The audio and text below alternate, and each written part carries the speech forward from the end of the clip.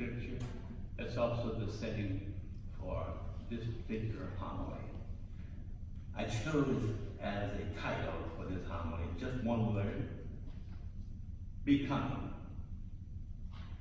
It's the title of a small book we seminarians had to read one week.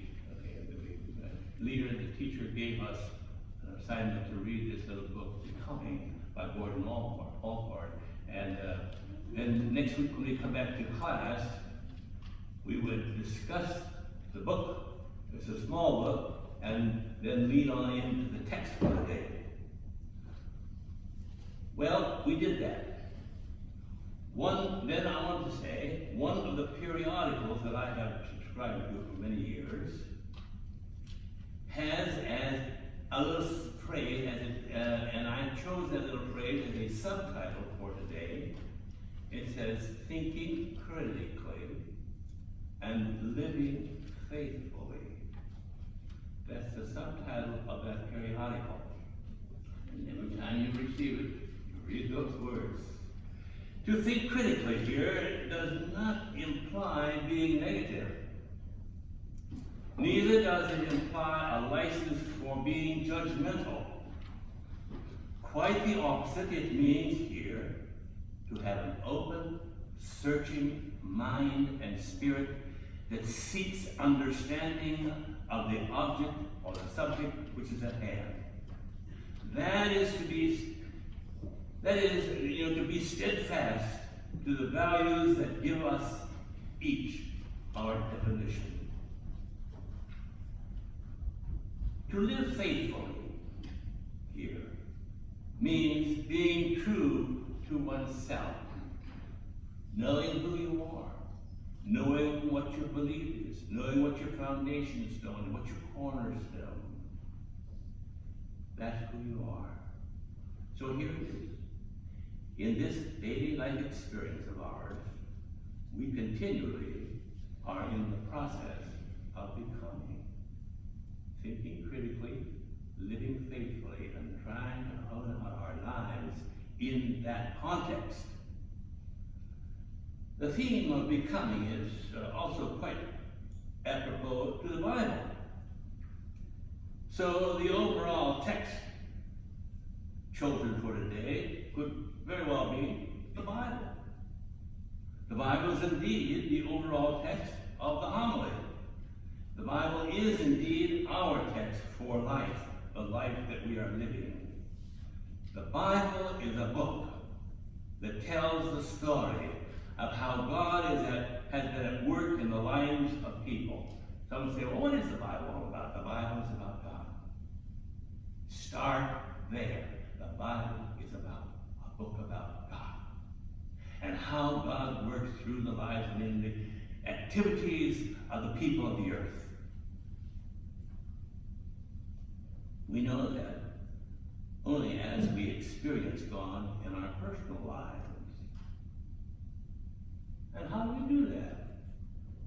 How do we experience God? You go down the street and talk to someone about this, and they'll say, well, tell me more. How is this going to happen? As love, simply. As hope. As faith.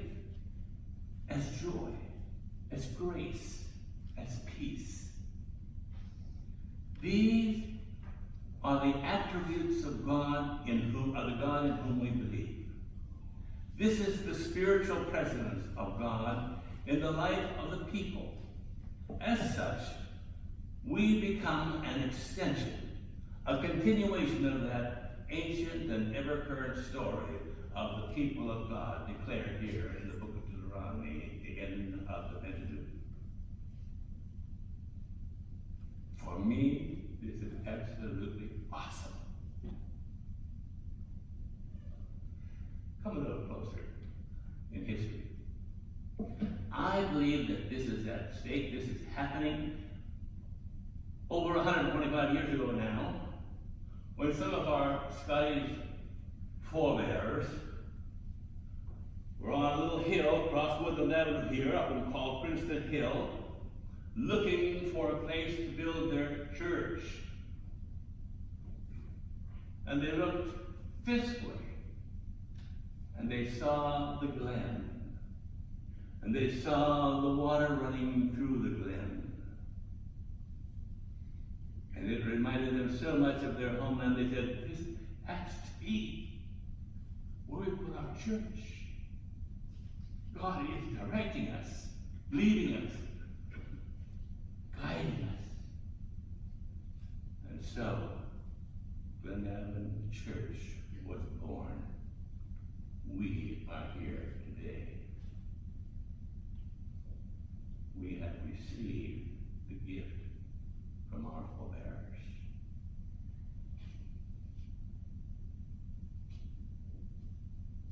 Look at what happens in the biblical story.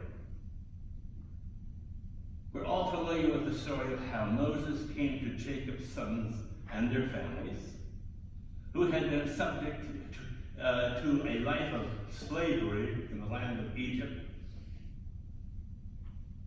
And he entreated them to follow him out of this land where they had become, quote, no people, and into the land of promise where they would become the people of God. Indeed, a people of integrity and purpose. And so, they took courage at Moses' words, and they walked through the deep waters and on to a place called Mount Sinai. Here at the foot of Mount Sinai, the people were gathered together. Most assuredly, they had to be tuckered out pretty well tired after that long and arduous journey. So they camped. They camped in the wilderness of Sinai. Oh, yes, we know the story of how they became restless and anxious. Some wanted to go back to Egypt, mind you. Some wanted to take over by their own standards. Oh, yes, we're familiar. Meanwhile, they were presented the challenge to put away their divisions and bind themselves to a new covenant relationship, the foundation of which was the 10 Commandments. There are two parts to that. Guarantee you, if they read them from the New Testament, here they are in the Old Testament. The first table of the 10 Commandments says how we are to live in relationship to God. And the second, on the latter, how we are to live with one another. How we are to regard our relationship. They agreed to the covenant. Here, they became a community of faith. Here, they became a nation of God-fearing people, bound together by the sacred word. The 10 Commandments were encased in what became known as the Ark of the Covenant.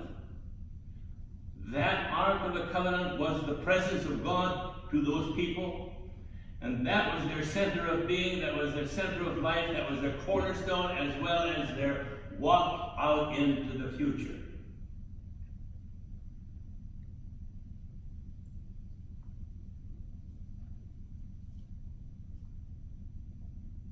In the days of the New Testament, our time of becoming, it is Jesus who calls 12 people to become his disciples. In truth, they become the embodiment of the covenant that Jesus instituted in the upper room. There, in the same city as King David brought the 10 Commandments some years before that, some centuries. Here, Jesus renews the covenant. This is the new covenant, signed and sealed in the giving of his own life. So he took the bread and he broke it. He took the cup of wine and he poured it. Each of you receive this as a sign of and a seal of the light that is promised and given for you. Inasmuch as we do this, we become the community of faith in this time, in this place, in this day.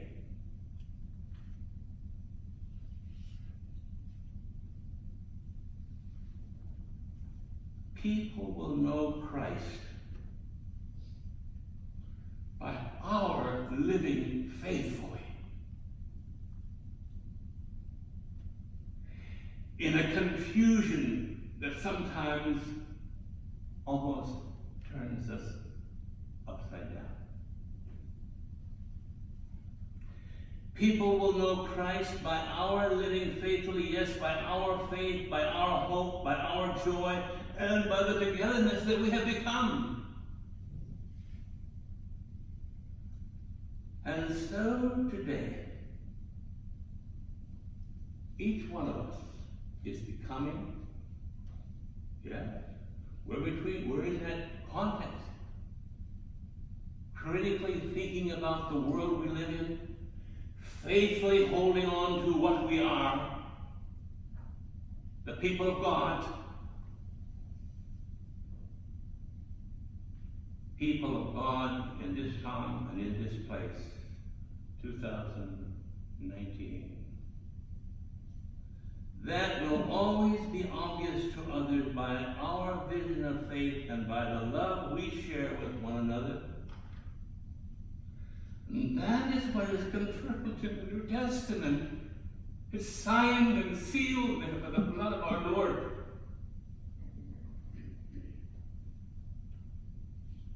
Thanks be to God for the gift that is above all gifts, our faith. And our faith will not fail us. Hold tight. Hold tight. Our faith, our life in Christ, shall be us. This is our given time to keep the Holy Covenant. This is our world. It's the year 2019 AD. Yes, this is our day to think critically and to live faithfully. To think critically about where we are today. And to do so in search of understanding of ourselves, of our neighbor, and of our world. We are the people of God in this time and in this place.